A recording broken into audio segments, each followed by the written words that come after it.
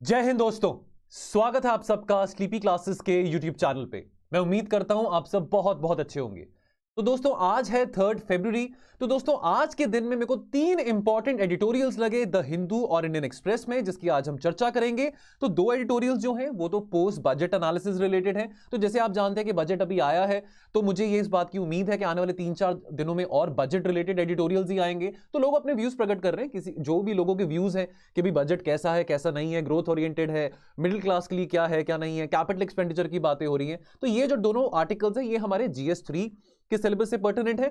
और एक बहुत अच्छा एडिटोरियल जो आया है वो IR रिलेटेड है, GS2 रिलेटेड है, इंटरनेशनल रिलेशंस हमारे GS2 का सिलेबस बनता है। तो ये तीनों एडिटोरियल्स की हम चर्चा करेंगे। दोस्तों हर एक एडिटोरियल के एंड में क्वेश्चन दिया जाएगा, तो क्वेश्चन का आंसर आप कर सकते हैं। मैं बार बार कहता रहता हूं दोस्तों, इसको हम एंगेजिंग बनाए, डेली एडिटोरियल डिस्कशन है। तो हमको कैसे पता लगेगा कि आप हमको कैसे इस बात का आइडिया होगा कि आप तक क्या पहुंच रहा है, कैसे पहुंच रहा है। ठीक है, सिर्फ PDF डाउनलोड मत करिए, ठीक है, पूरा वीडियो देखिए, उसको आराम से सुनिए। अगर इसका एनालिसिस किया जा रहा है तो आपके माइंड में भी कुछ पॉइंट्स आएंगे, आप उस पॉइंट्स को माइंड में जो आएंगे आप लिख पाएंगे। मैंने आपको बार बार कह देता हूं कि कमेंट सेक्शन में कुछ बच्चों ने अब कमेंट करना शुरू करा है अब क्वेश्चंस के आंसर्स को, तो आप कमेंट करिए, इसको पीयर टू पीयर रिव्यू करेंगे, हम रिव्यू करेंगे। Let's make this more engaging, इसको थोड़ा एक फन फील्ड वे में और एंगेजिंग बनाते हैं। अब YouTube के माध्यम से हम जुड़े हुए हैं, क्लासरूम में तो होता है कि चलो टीचर है साथ में बच्चे भी हैं तो वो और मजेदार रहती है डिस्कशन। तो यहाँ पे YouTube के माध्यम में वो लिमिटेशन भी आ जाती है। तो मैं बार बार रिक्वेस्ट करता हूं आपसे, इसको और एंगेजिंग बनाते हैं। आप अपने कमेंट्स यहाँ पे कमेंट जरूर करिए, सिर्फ PDF डाउनलोड करके मत भागिए, यहाँ से पूरा वीडियो देखिए, ठीक है, ज्यादा टाइम लगेगा आपका वीडियो देखने में। तो दोस्तों शुरू करने से पहले एक जरूरी सूचना आपको देना चाहता हूं, तो अभी वीडियो को आगे मत करना, सुन लेना है बात को 1-2 मिनट। आपको जैसे पता है कि UPSC ने नोटिफिकेशन निकाली है, UPSC का जो एग्जाम है सिविल सर्विसेज का 2022, वो वेरी मच अब बिल्कुल टाइम पे हो रहा है, 5 जून को हो रहा है। तो कोरोना वायरस है या नहीं है, 3rd वेव है कि 4th वेव है, अभी उस चक्कर में मत पड़िए।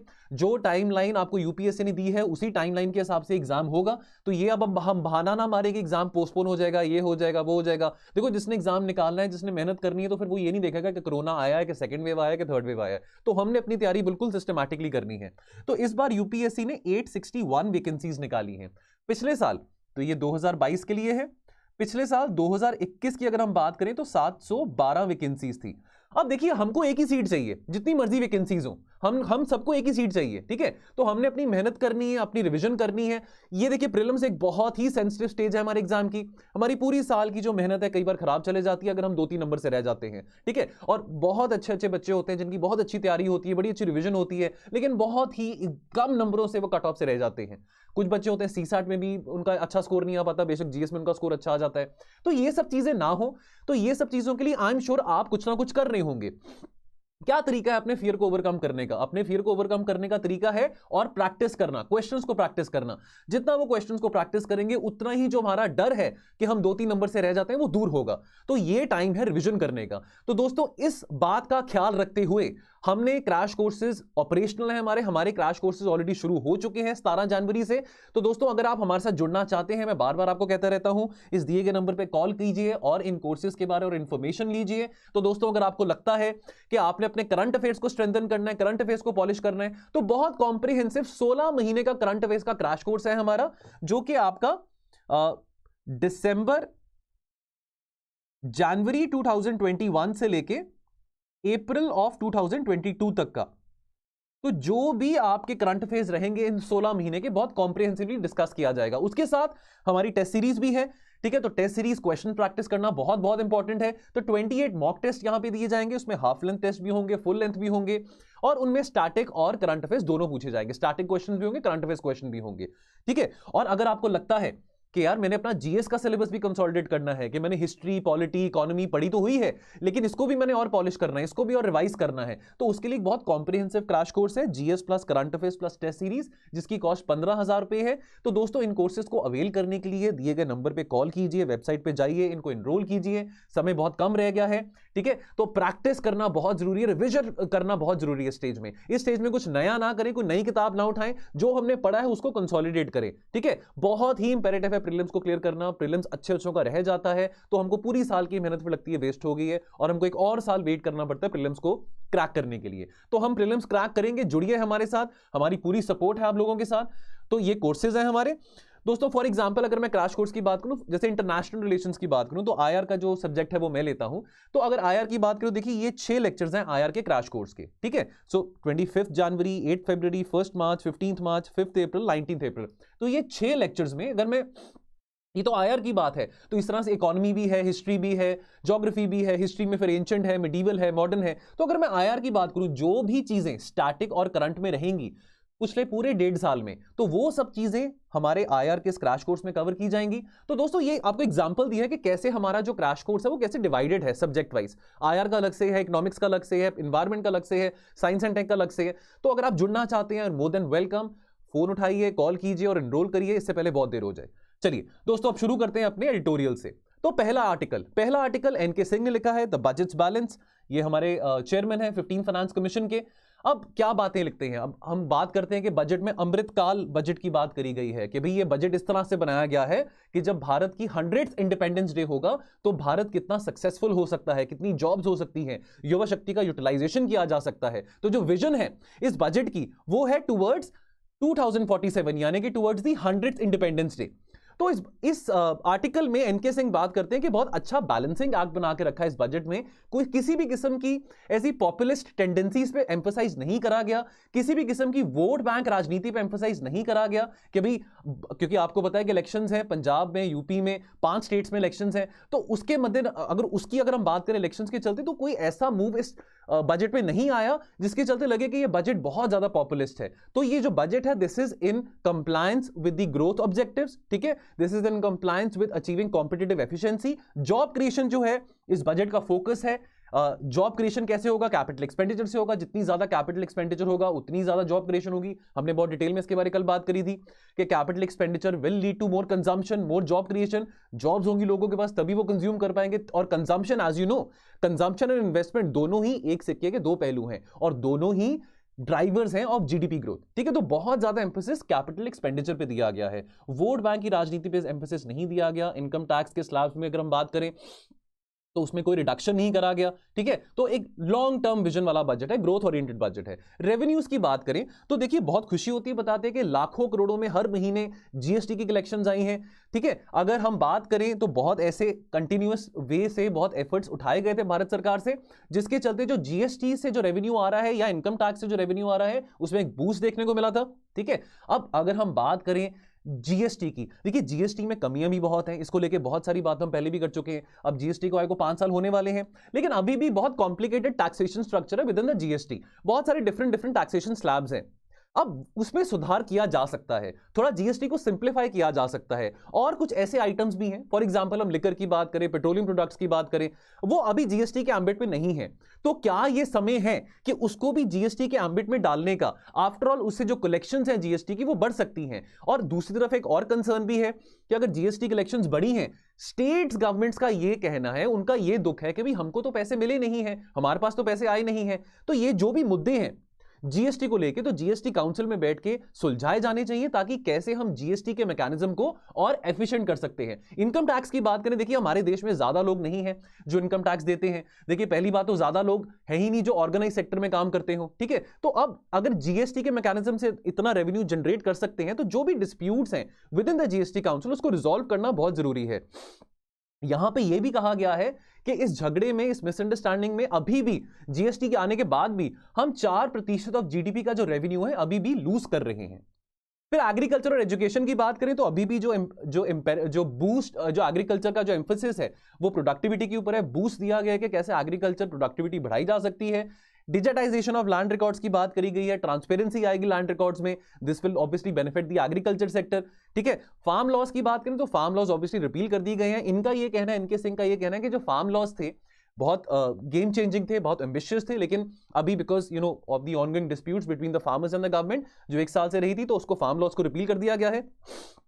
एजुकेशन की बात करें तो एजुकेशन सेक्टर ने बहुत ज्यादा सफर किया पैंडेमिक में। तो देखिए हर किसी के पास स्मार्टफोन्स नहीं है, हर किसी के पास लैपटॉप्स नहीं है, ठीक है। हम गरीब बच्चों की बात करें, उनके पास मोबाइल फोन्स नहीं है। तो कैसे ये डिजिटल डिवाइड को, ये जो इतना बड़ा डिजिटल डिवाइड, इसको कैसे नैरो किया जा सकता है, इसको लेके यहां पे बात करी गई है, ऑप्टिकल फाइबर कनेक्टिविटी की बात करी गई है, डिजिटाइजेशन के ऊपर बात करी गई है, बात करी गई है डिजिटल यूनिवर्सिटीज के बारे, और introduction of 5G, artificial intelligence, machine learning, ये सारे जो इनिशिएटिव्स हैं, this will boost, give a big boost to the education sector at the primary, secondary as well as the tertiary sector. Encouraging steps जो इस budget में आए हैं, यहां पे इंटीग्रेटेड अर्बन प्लानिंग की बात करी गई कि कैसे अर्बन गवर्नेंस को और एफिशिएंट किया जा सकता है, कि अर्बन सेक्टर की जो मैनेजमेंट को हम इंप्रूव करके कैसे वो एक ट्रू इंजन ऑफ ग्रोथ बन सकता है। तो अभी अगर हम अर्बनाइजेशन की बात करें भारत, तो हम अगर हम देखें तो मोस्टली तो गांव में ही बसता है, तो जो बड़े बड़ी महानगरियां हैं, बड़े बड़े शहर हैं, वो कम है। लेकिन अगर हमको डेवलप होना है, और वो भी सस्टेनेबल डेवलपमेंट के साथ, ठीक है, आजकल देखिए बहुत प्रॉब्लम्स आ रही हैं, फ्लड्स आ जाते हैं, ड्रॉट्स आ जाते हैं, साइक्लोन्स आ जाते हैं, तो वो भी सवाल रेस करते हैं अर्बन मैनेजमेंट के ऊपर। तो सस्टेनेबल डेवलपमेंट से हमने चलना है, तो उसके लिए अर्बन प्लानिंग, अर्बन गवर्नेंस बहुत जरूरी है। उसके बाद गति शक्ति योजना की बात करें कि कैसे जो कॉस्ट ऑफ लॉजिस्टिक्स है उसको रिड्यूस किया जा सकता है, कैसे जो प्रोजेक्ट इंप्लीमेंटेशंस हैं उसको बेटर कोऑर्डिनेट किया जा सकता है बिटवीन डिफरेंट मिनिस्ट्रीज। तो गति शक्ति योजना के ऊपर एम्फेसिस दिया गया, खास करके गति शक्ति योजना जो है, this will give a big boost, this will give a big relief for the infrastructure implementation. ठीक है, तो जो भी लूप होल्स रहते हैं, रेड टेपिज्म की बात करते हैं, पॉलिसी पैरालिसिस की बात करते हैं, वो सब इश्यूज गति शक्ति योजना एड्रेस करेगा, ये उसका ऑब्जेक्टिव है। उसके बाद बात करी गई है कैपिटल एक्सपेंडिचर की। अगर हम बात करें तो स्टेट्स के लिए भी 1 लाख करोड़ का बजट सेट असाइड करा गया है। लेकिन ये मैंने कल भी कहा था कि ये जो 1 लाख करोड़ का बजट है, this is not a grant in aid for the states. तो अब देखिए, कैपिटल एक्सपेंडिचर सिर्फ नई दिल्ली से तो नहीं हो सकता, हर एक स्टेट को भी कैपिटल एक्सपेंडिचर में एक बढ़ोतरी करनी पड़ेगी।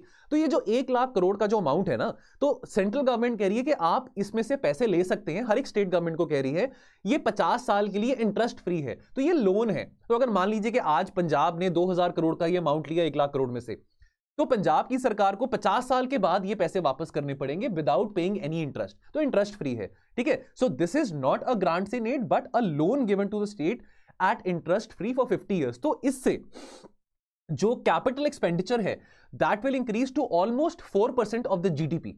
तो ये एक बहुत प्रोग्रेसिव स्टेप है। हालांकि इसको ग्रांट भी दिया जा सकता था, लोन देने की बात नहीं थी, यानी कि 1 लाख करोड़ का अगर आप बजट सेट कर रहे हैं तो you should have given it as a grant, not as a loan. ये बात को लेके भी काफी लोगों ने एडिटोरियल्स में बात करी है। तो क्या क्या कंसर्न्स आने वाले टाइम में, अगर हम पब्लिक हेल्थ की बात करें, public health has been a very grave issue specially in the pandemic in the last 2 years, जो हमने हेल्थ क्राइसिस देखा है। तो हेल्थ के ऊपर अगर हम बात करें, अगर हम प्रोपोर्शनल टू जीडीपी स्पेंडिंग की बात करें, तो अभी भी बहुत स्टैटिक है। बहुत सारी रिपोर्ट्स बार बार कह चुकी हैं कि हमको कम से कम 2.5% ऑफ जीडीपी जो है वो अपनी हेल्थ सेक्टर पे स्पेंड करना चाहिए। लेकिन इतना ज्यादा अभी बजट यहां पे हेल्थ सेक्टर को एलोकेट नहीं किया गया, डिस्पाइट द फैक्ट कि हम 2 साल का पैंडेमिक देख रहे हैं। उसके बाद delay in the Bharat net scheme is obviously causing a delay in the digitization of the और the digital connectivity of all the villages. Now this is again a cause of concern, क्योंकि digitization की बात कर रहे हैं तो digitisation सिर्फ बॉम्बे, दिल्ली, हैदराबाद, पुणे तक सीमित नहीं होना चाहिए, that should be pan India. उसके बाद यहाँ पे ग्रीन बॉन्ड्स की बात करी गई है। हमने टारगेट रखा है 2070 तक हम नेट जीरो अचीव करेंगे, तो बहुत एम्बिशियस टारगेट रखा है हमारा। 2030 तक जो हमारे एनडीसीज हैं, ठीक है, जो हमारी नेशनली डिटरमिन्ड कॉन्ट्रीब्यूशंस हैं, वो भी बहुत एम्बिशियस है। तो अगर हमने इतने एम्बिशियस टारगेट मीट करने हैं, रिन्यूएबल एनर्जी 500 गीगावाट की रिन्यूएबल एनर्जी, जो इलेक्ट्रिसिटी हम रिन्यूएबल एनर्जी से जनरेट करेंगे, तो ये सब टारगेट मीट्स करने के लिए हमको रिसोर्सेज चाहिए, फाइनेंसेस चाहिए। तो ग्रीन बॉन्ड जो है they will augment the resources which are necessary for this green transition to happen. ठीक है, तो यहाँ पे ये जो कमिटमेंट्स हमने 2070 के तक रखी हैं नेट जीरो की, now they are very important कि हम इसको मद्देनजर रख के चलें, बिकॉज हमने देखिए डेवलपमेंट अचीव करना है, इंफ्रास्ट्रक्चर क्रिएशन भी करना है, लेकिन हमने सस्टेनेबल डेवलपमेंट करना है। ठीक है, so it is very important कि कैसे हम प्राइवेट इन्वेस्टमेंट को और इंकरेज कर सकते हैं। हमने कल बात करी थी कि मेक इन इंडिया 2014 में बनाया गया था, लेकिन फिर भी 100 बिलियन जॉब्स क्रिएट नहीं हो पाई मैन्युफैक्चरिंग सेक्टर में बाय 2022। क्यों नहीं हो पाई? बिकॉज जो प्राइवेट सेक्टर है वो डरता है इन्वेस्ट करने के लिए। क्यों डरता है? बिकॉज भारत में कितने सारे कानून है, कितने सारे कंप्लायंसेस है। तो कैसे हम ये जो ओवर रेगुलेशन है, कैसे जो रेगुलेटरी कोलेस्ट्रॉल है, उसको कैसे कम कर सकते हैं ताकि और इन्वेस्टमेंट आ सके। यानी कि भारत सरकार को एज अ फैसिलिटेटर काम करना है for investment, not as a overarching regulator. चलिए ग्रीन बॉन्ड्स की बात करें तो बहुत ब्रीफली, ग्रीन बॉन्ड्स क्या होते हैं? They are issued by companies, countries and multilateral organisations, ताकि वो इस तरह के प्रोजेक्ट्स को फंड कर सके जो कि पॉजिटिव एनवायरमेंट या क्लाइमेट बेनिफिट ओरिएंटेड होते हैं। Now they provide investors with the fixed income payments. ये जो प्रोजेक्ट्स होते हैं they include renewable energy, clean transportation and green buildings. इस बॉन्ड्स में से जो पैसे आते हैं, जो रिसोर्सेज जनरेट होते हैं, वो सिर्फ ग्रीन प्रोजेक्ट्स के लिए यूज किए जाते हैं। अनलाइक जो बाकी बॉन्ड्स होते हैं, जो ग्रीन बॉन्ड्स नहीं होते हैं, उनसे जो रिसोर्सेज या जो रेवेन्यू जनरेट किया जाता है, जो फाइनेंसेस रेज किया जाता है, वो किसी भी पर्पस के लिए यूज किए जा सकते हैं। तो एक डिफरेंस है between green bond and the other bond जो कि ग्रीन बॉन्ड्स नहीं होते हैं। तो क्वेश्चन क्या बताया इस ट्यूटोरियल में से, what do you understand by green bonds, discuss their potential in terms of augmenting resources for green transition. चलिए बढ़ते हैं अगले एडिटोरियल के towards, creating jobs by increasing capex, यानी कि कैपिटल एक्सपेंडिचर। तो फिर से बहुत बात करी जा रही है कैपिटल एक्सपेंडिचर के ऊपर, ठीक है। हमने कल डिस्कस किया था कि इस साल जो हमारा कैपिटल एक्सपेंडिचर है, जो बजट में रखा गया है, वो 7.5 लाख करोड़ है, ठीक है जी। और इससे पिछले साल में, पिछले फिस्कल ईयर में जो कैपेक्स का जो बजट था, दैट वाज 5.5 लाख करोड़। तो 2 लाख करोड़ का इंक्रीमेंट देखने को मिला है इस साल के हमारे बजट में as far as capital expenditure is concern. और कैपिटल एक्सपेंडिचर क्या होता है, वो खर्चा जो कि असेट क्रिएशन में किया जाता है, लायबिलिटीज के लिए नहीं, असेट क्रिएशन में। रेवेन्यू एक्सपेंडिचर क्या होता है, जो खर्चा लायबिलिटीज के लिए, सैलरीज, पेंशन, सब्सिडीज, इसमें किया जाता है। नाउ अब हम बात करें यहां पे डेटा ऑन अनएम्प्लॉयमेंट, तो हमने ये बात कल भी करी थी। देखिए, अगर ज्यादा रोजगार के अवसर देने हैं, ज्यादा इंप्लॉयमेंट अपॉर्चुनिटीज देनी है, तो कैपिटल एक्सपेंडिचर बनाना पड़ेगा। अब अनएम्प्लॉयमेंट की बात करें, 2 साल से बहुत बेरोजगारी आई थी इंडिया में, पैंडेमिक के चलते बहुत लोगों ने बहुत लॉसेस भी सफर करे, बेघर हो गए, बेरोजगार हो गए, माइग्रेंट क्राइसिस देखे हमने, एक्सेट्रा एक्सेट्रा। अब जो डेटा आया है इंटरनेशनल लेबर ऑर्गेनाइजेशन से, उसने ये कहा है कि जो इंडिया का एम्प्लॉयमेंट टू पॉपुलेशन रेशो है, वो ड्रॉप करा है फ्रॉम 55% इन 2005 टू 43% इन 2020। तो 2020 में जो हमारा एम्प्लॉयमेंट टू पॉपुलेशन रेशो था, तो that was 52% in Bangladesh, 63% in China and 73% in Vietnam. तो इंडिया का जो अगर हम बात करें परसेंटेज की, 43%, that is very very less. अगर इसमें से हम वुमेन वर्कफोर्स की बात करें, दैट इज जस्ट 20%। तो वुमेन जो लेबर पार्टिसिपेशन है, वो बढ़ाने की बहुत ज्यादा जरूरत है। नाउ अगर हम बात करें इन तीनों देशों की, बांग्लादेश की, चाइना की, वियतनाम की, तो यहां पे जो labour force participation from women है, वो 30 से 70% के बीच में है। तो दैट इज क्वाइट रिमार्केबल, ठीक है। तो ये बहुत चैलेंजिंग सिचुएशन रहेगी कि कैसे हम कैपिटल एक्सपेंडिचर को बढ़ाने के चक्कर में, इंफ्रास्ट्रक्चर को बूस्ट देने के चक्कर में, कैसे हम मैन्युफैक्चरिंग कैपेबिलिटीज को स्केल कर पाएंगे और कैसे हम और अपॉर्चुनिटीज दे पाएंगे लोगों को एम्प्लॉयमेंट की। तो ये चैलेंजिंग रहेगी बात। मोमेंटम एंड टैक्स कलेक्शंस की बात करें, तो अभी हमने रेवेन्यू बॉयंसी की बात करी थी पिछले एडिटोरियल में। तो देखिए, मैंने जैसे अभी बोला कि GST collections, record GST collections हुई हैं, लाखों करोड़ों में जीएसटी कलेक्शंस हुई हैं। इनकम टैक्स कलेक्शंस की बात करें, वो भी बहुत ज्यादा हुई हैं, ठीक है। तो अगर हम पहले 9 महीने की बात करें ऑफ द फिस्कल ईयर 2021-22, तो 9 महीने means between March to December ऑफ 2021, तो जो रेवेन्यू रिसीट्स हैं अक्रॉस टैक्सेस, जीएसटी की हो या इनकम टैक्स की हो, तो they are around 17.3 lakh crore. Now अगर हम बजट एस्टिमेट्स की बात करें, तो एस्टिमेटेड था कि ये 9 महीनों में 17.9 लाख करोड़ का कलेक्शन होगा, which is quite a remarkable achievement, कि बहुत क्लोज थे हम उस टारगेट के, बहुत क्लोज हम अचीव कर चुके हैं। अब जो हमने रिवाइज्ड एस्टिमेट्स निकाले हैं कि भाई by the end of the fiscal year 2021-22 कि हमारे पास, भारत सरकार के पास लगभग 21 लाख करोड़ का जो रेवेन्यू है वो आएगा। Now this is very ambitious, यानी कि 3 lakh crore higher than the original budget, यानी कि जो ओरिजिनल बजट में बात करी गई थी वो क्लोज टू 18 लाख की बात करी गई थी, 18 लाख करोड़ की। लेकिन अभी जो हमारा टारगेट, अब जो हमने रिवाइज करा है फिस्कल ईयर 2021-22 में, तो कलेक्शन जो होंगी वो टारगेट किया गया कि 21 लाख करोड़ के अराउंड होगी। देखिए, सरकार ने पैसे खर्चने हैं, सरकार ने जो बजट निकाला है 40 लाख करोड़ का, तो ऑब्वियसली सरकार वो खर्चा कहां से करेगी। देखिए, अब सरकार कुछ ना कुछ तो मार्केट से भी बोरो करेगी, आरबीआई से भी बोरो करेगी, लेकिन जो हम टैक्स देते हैं, जो जीएसटी से टैक्स आता है, तो सरकार खर्चे इस पैसे में से करती है, ठीक है। तो सरकार को खर्चा बढ़ाने के लिए पैसे भी चाहिए, तो बहुत जरूरी है कि रेवेन्यू जो है वो और ज्यादा मोबिलाइज हो सके। तो ये जो मोमेंटम है टैक्स कलेक्शंस में, कितना ज्यादा सस्टेनेबल होगा आने वाले टाइम में, ये देखने वाली बात होगी। बिकॉज जितना ज्यादा मोमेंटम टैक्स कलेक्शन में बना रहेगा, उतना ही कुशन मिलेगा सरकार को कि वो और ज्यादा खर्चा उठा सके for infrastructure and employment creation. Less emphasis on revenue expenditure. तो रेवेन्यू एक्सपेंडिचर क्या होता है दोस्तों? रेवेन्यू एक्सपेंडिचर होता है जो कि असेट क्रिएशन में नहीं यूज किया जाता। For example salaries, pensions, interest and subsidies. तो फाइनेंस मिनिस्टर ने जो रेवेन्यू एक्सपेंडिचर है, यानी कि रेवेन्यू एक्सपेंडिचर को सिर्फ 1% ज्यादा इंक्रीज करा as compare to the previous budget. So if the finance minister has increased her capital expenditure budget for investment into productive capital creation to around about 7.5 lakh crore, जैसे हमने discuss किया, ठीक है। अब अगर हम बात करें the capital expenditure average just 12% of the government's overall expenditure. तो ये अगर हम बात करें between the fiscal year 2010-11 to the fiscal year 2020-21, तो जो कैपिटल एक्सपेंडिचर की बात करें as a proportion of the total expenditure, that was just 12% in the decade gone bye.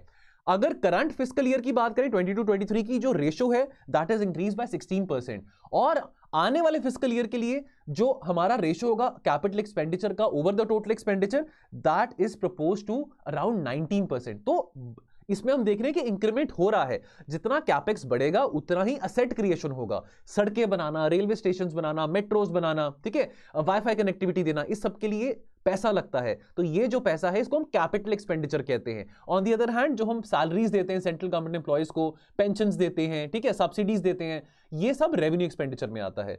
Now अब ये सब बातें तो अच्छी एक तरफ, लेकिन the key lies in the execution of all these things.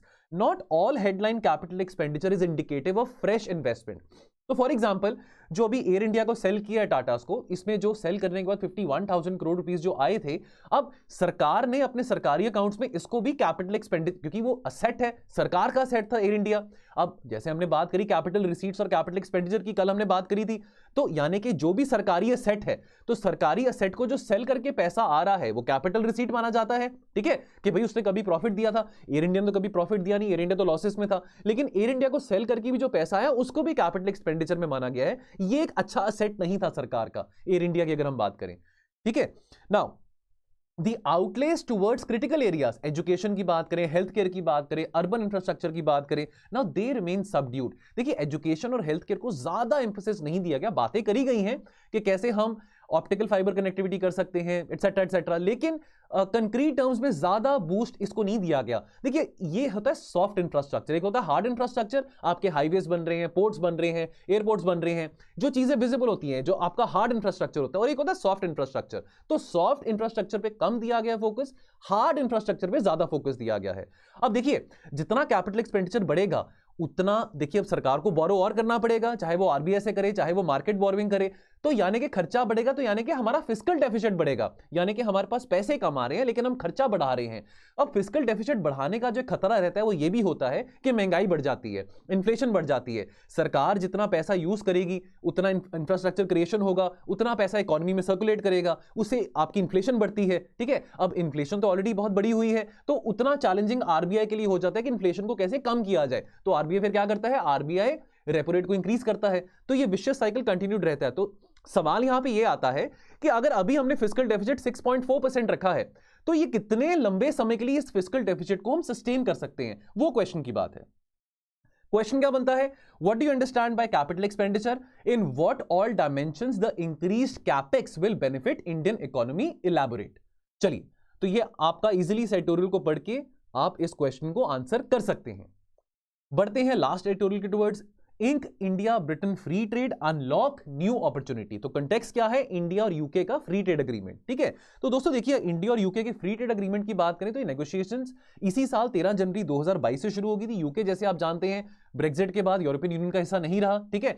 अब हमारे जो इंडिया के कॉमर्स मिनिस्टर हैं और उनके जो इंटरनेशनल ट्रेड, यूके के जो इंटरनेशनल ट्रेड सेक्रेटरी हैं, अब उनका ये विजन है कि जो नेगोशिएशंस हैं बिटवीन यूके एंड इंडिया, जो फ्री ट्रेड एग्रीमेंट है, ये जो बातचीत है 2022 तक एंड हो सके, ठीक है। अब देखिए, हम आरसीईपी से तो वॉक अवे कर गए थे, और आरसीईपी से वॉक अवे करने के बाद हमने क्या फोकस किया कि हम कैसे अमेरिका के साथ, ऑस्ट्रेलिया के साथ, यूके के साथ, यूरोपियन यूनियन के साथ, इजराइल के साथ फ्री ट्रेड एग्रीमेंट साइन कर सकते हैं, ठीक है। अब फ्री ट्रेड एग्रीमेंट जो होते हैं बहुत कॉम्प्लिकेटेड चीजें होती हैं, यहाँ पे गिव एंड टेक वाली बात भी आ जाती है। तो अगर हम एक तरफ बोले कि हमने अपने इंडिजिनस सेक्टर को हमने प्रोटेक्ट करना है, क्योंकि हम बात कर रहे थे ना प्रोटेक्शनिज्म की भी, हमने बात करी परसों कि आज के टाइम पे बहुत सारी जो इकोनॉमीज हैं वो प्रोटेक्शनिज्म के टुवर्ड्स मूव कर रही हैं, चाहे अमेरिका फर्स्ट हो, चाहे आत्मनिर्भर भारत की बात करें। तो अगर हम चाहते हैं कि हमारे इंडिजिनस प्रोडक्ट्स की जो आउटरीच है वो फॉरेन मार्केट्स में हो, उसकी एक्सेसिबिलिटी फॉरेन मार्केट्स में भी हो, तो बहुत जरूरी है कि फॉरेन मार्केट्स की प्रोडक्ट्स की भी जो एक्सेसिबिलिटी है, जो आउटरीच है, वो हम अपनी मार्केट्स में अलाउ करें। पीयूष गोयल ने, जो हमारे कॉमर्स मिनिस्टर हैं, उन्होंने ये बात अभी चेतावनी दी थी कि देखिए, ये जो इंपोर्ट ड्यूटी हम बढ़ा रहे हैं ये डेट्रीमेंटल हो सकता है, कि जितनी इंपोर्ट ड्यूटी हम बढ़ाएंगे उससे क्या होगा, ट्रेड वॉर होगी, दूसरी कंट्री भी इंपोर्ट ड्यूटी बढ़ा देगी। तो ये ट्रेड वॉर अगर चलती रहेगी तो फ्री ट्रेड एग्रीमेंट्स का जो पर्पस है वो नहीं पूरा हो पाएगा, ठीक है। तो जो अपॉर्चुनिटीज है जो ये एफटीए प्रोवाइड करता है बहुत बहुत ज्यादा बड़ी है, ठीक है। तो यूके के साथ हम बात करें, हमारा तो यूके के साथ बहुत पुराना रिश्ता है, कॉलोनियल पास्ट है हमारे यूके के साथ। तो UK India trade agreement will stimulate growth and employment in both the countries. FTA would add around around about 15 billion pounds to the GDP of India and the UK collectively by 2035. Now ये जो trade deal है ये बहुत simplify करेगा supply chains को। तो supply chains की बात करें, सप्लाई चेन शॉर्टेजेस की बात करें, पैंडेमिक के टाइम पे वो काफी आई हुई थी, ठीक है। अब ये मौका है इंडिया के पास भी सप्लाई चेन लीडर बनने का दुनिया का। यूके के साथ, ऑस्ट्रेलिया के साथ, यूरोपियन यूनियन के साथ अगर FTA साइन होता है तो यहां पे इंडिया को लेवरेज मिल सकता है एज कंपेयर टू चाइना, ठीक है। तो जहां पे ज्यादा चाइना में सारी जो supply chain lines of the world economy, तो सारी की सारी सप्लाई चेन लाइंस तो चाइना में है। तो यहां पे मौका है इंडिया के पास कि इस तरह के एग्रीमेंट साइन करके हम सप्लाई चेन जो अपनी ज्यादा एफिशिएंट कर सकते हैं। Lower barriers coupled with greater regulatory certainty would also give opportunity to the MSMEs to export their goods and services. हम वोकल फॉर लोकल की बात करते हैं, आत्मनिर्भर भारत की बात करते हैं, GI प्रोडक्ट्स की बात करते हैं। बजट में बहुत एम्फेसिस दिया गया एमएसएमईज को। एमएसएमईज को आप जैसे आपको पता ही होगा कि ऑलमोस्ट 1/3 ऑफ द पॉपुलेशन, खास करके इनफॉर्मल इकोनॉमी की बात करें, they are engaged in the MSME sector. और जो हमारे 50% ऑफ द प्रोडक्ट्स जो एक्सपोर्ट किए जाते हैं बाहर, वो एमएसएमई प्रोड्यूस करते हैं। तो इस करके बहुत जरूरी है एमएसएमई सेक्टर्स को भी यहाँ पे सपोर्ट देना, उनको हैंड होल्डिंग करना। Indian and British consumer see improvements in the variety and affordability of the product. और लास्ट पॉइंट ये है कि डायनेमिक डेमोक्रेसीज, इंडिया और यूके जैसे, क्योंकि आज के टाइम पे चाइना हो चाहे अमेरिका हो, तो वो बहुत ज्यादा ट्रेड प्रोटेक्शनिज्म की बात कर रहे हैं, है ना, कि कैसे वो इकोनॉमीज इनवर्ड लुकिंग बन सकती हैं। अब ये ग्लोबलाइजेशन का पार्ट तो हमको अमेरिका ने ही पढ़ाया था आज से 30 साल पहले। अब अमेरिका, चाहे डोनाल्ड ट्रंप थे चाहे जो बाइडेन आ गए हैं, अब वो थोड़ा इनवर्ड होना शुरू हो गए हैं, ठीक है, कि कैसे अब इनकी कोशिश है कि कैसे हम वर्ल्ड इकोनॉमी से अपने आप को आइसोलेट कर सकें, जबकि ये पॉसिबल नहीं है, ठीक है। आज के टाइम पे किसी भी इकोनॉमी को अपने आप को ग्लोबल इकोनॉमी से आइसोलेट करना, it's not an easy thing. तो इट इज वेरी डिफिकल्ट। तो इंडिया और यूके के दोनों के पास ये मौका है कि कैसे वो ये फ्री ट्रेड एग्रीमेंट के थ्रू अपनी ओपन इकोनॉमीज को और ज्यादा इंटीग्रेट कर सकते हैं, और कैसे ओपन इकोनॉमीज का जो कंसेप्ट है वो और प्रमोट कर सकते हैं। बिकॉज आज के टाइम पे जो कंट्रीज हैं वो ज्यादा ट्रेड प्रोटेक्शनिज्म का कंसेप्ट प्रमोट कर रही हैं। तो अगर बहुत ब्रीफली बायलैटरल टाइज की बात करें बिटवीन इंडिया एंड यूके, तो अगर हम बात करें ब्रिटेन की, तो Britain is among the top investors in India. और इंडिया की बात करें, India is the second biggest investor and a major job creator in Britain, ठीक है। और अगर हम डायस्पोरा की बात करें, तो around about 1.5 million people of Indian origin live in Britain. That's quite a sizeable diaspora living in Britain, ठीक है। और जो हमारा बायलैटरल रिलेशन है between India and UK, that was upgraded to the strategic partnership in 2004, और इसको successive governments के बाद और ज्यादा स्ट्रेंथन किया गया था, ठीक है। तो जो बायलैटरल ट्रेड है between the two countries, that was around about $16 million around in 2019 and 20। तो क्वेश्चन क्या बनता है सेटोरियल में से, India must not allow the colonial mindset to hinder in any way for a constructive FTA, discuss the potential impact of FTA between India and UK. तो दोस्तों ये थे हमारे 3 एडिटोरियल्स जो आज हमने डिस्कस करे। तो दोस्तों मैं बार बार कहता हूं कि क्रैश कोर्सेज हमारे ऑपरेशनल हैं, तो जरूर जाके वेबसाइट पे विजिट करिए, दिए गए नंबर पे कॉल करिए, ताकि इन क्रैश कोर्सेज के बारे में आपको और इन्फॉर्मेशन मिल सके। तो बाकी दोस्तों आप पढ़ते रहिए और अपना ख्याल रखिए। मिलेंगे हम कल और एडिटोरियल्स के साथ। Thank you so much. जय हिंद।